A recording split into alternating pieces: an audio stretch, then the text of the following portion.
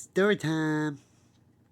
And this one is about the Virgo and his mother that stepped into my life and ruined my life many, many years ago.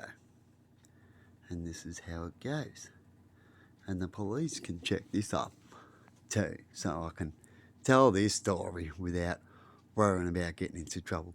Because I already did that day when it all pretty much started. And here it goes. Way back in the day, I was helping Emma do some home care. And I decided, this is when her mum used to live at Beardmore Street. So this is on Beardmore Street here in Wodonga.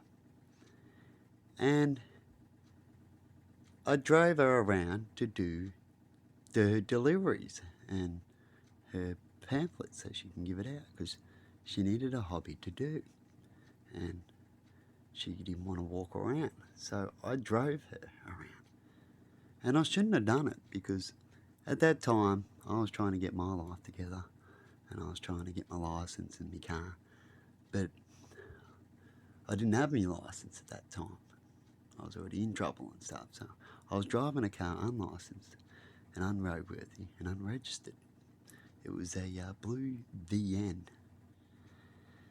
And I drove her to this place where she met this Virgo fella and his mother. And I even waited there a few times and left there. And this is how she met this Virgo fella. And she ended up, because this is what Emma's told me not long ago, a year ago or so, that this is how they met, that she showed her a photo album and started talking about her son and saying that you might like her son and all this kind of stuff, and pretty much sweet talked her into something, saying that her son is for her and all that kind of stuff.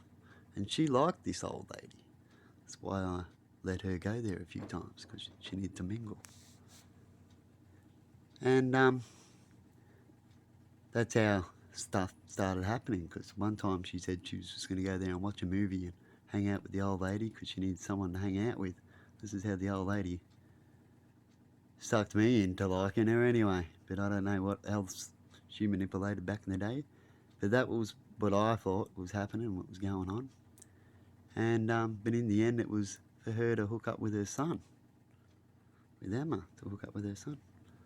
Right? And they watched movies and stuff, and I ended up picking up a vibe and found out and went from there. But I ended up losing my licence from driving back from going from that place. And we pulled up at the, where is it up here? Up at the McDonald's, at the pub up here. Yeah, I think that's where it was. Right at the Chinese joint, their video place. Supermarket, right there. And I was driving home, and I already told Emma not to, I don't need to go to the shop, because the day before we went to the shop or something, and I said, I don't like driving around because we had to get a whole heap of shopping, and didn't want to go to the shop again. And the next day we end up going that. She goes, oh, I want to go to the shop. And I was sort of a little bit upset about it. I was just talking to her about, oh, I told you I didn't want to go to the shop and I want to go in there because I don't like driving the car. And as I'm doing that, and this is the day, I was wearing a beanie and I was all scruffed up. And I got pulled up. And as I'm driving in, there's the cops looking right at me, waiting to drive out as I'm driving in. They looked at it and obviously they did a check. And they turned right around and I parked my car and they pulled up behind me and I got done.